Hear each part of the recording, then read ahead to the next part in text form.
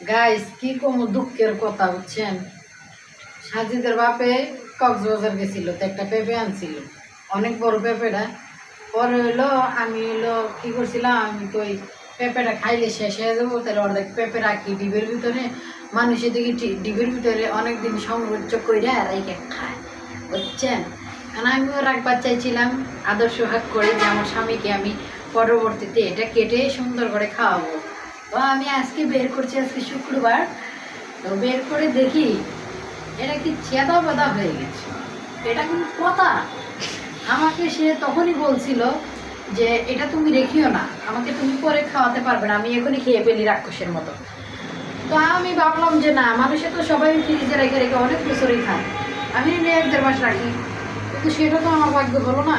এখন যদি এসে দেখে এটার এই অবস্থা, এটা দিয়ে মানে এত পরিমাণের যমুনার সেতুর পানি বের হয়, চিপতে চিপতে চিপতে। গ্যান্ডারেতেও এত পানি বের হয় না, কিন্তু পেঁপেতে যে এত পানি বের হয় আমি কখনো গাইস আমি জানতাম না বুঝছেন। আমি এক কড়াই পানি আগে বের করে ফেলাইছি, এখন তো দেখেন 2 কলস পানি হইব, কিন্তু এগুলো কি করবো বুঝতে পারতেছি না। তাই ভাবলাম আমার মতো অশিক্ষিত ভাই বোনেরা কেউ কখনো দিবে, কখনো এই পেঁপে রাখি না, রাখিলে আমি তো রাইকে 1 মাস খেতে চাইছি, আপনারা বছরকে বছর খেতে পারবেন আর এইভাবে পানি বের করতে পারেন। তো গাইস আপনারা যদি আমার বাসায়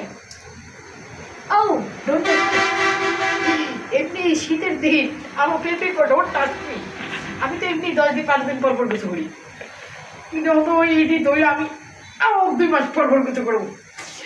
অনেক ঠান্ডা, অনেক শীত, তীব্র শীতের পরেরটা আর কইলাম না, বুঝে নিয়ে। যাই হোক, এখন আপনারা সবাই ভালো থাকবেন, আর বেশি বেশি বেশি বেশি করে পেঁপে টেপে রাখবেন ফ্রিজে, খেতে পারবেন না বলে চিপড়িয়ে চিপড়িয়ে চিপড়িয়ে চিপড়িয়ে।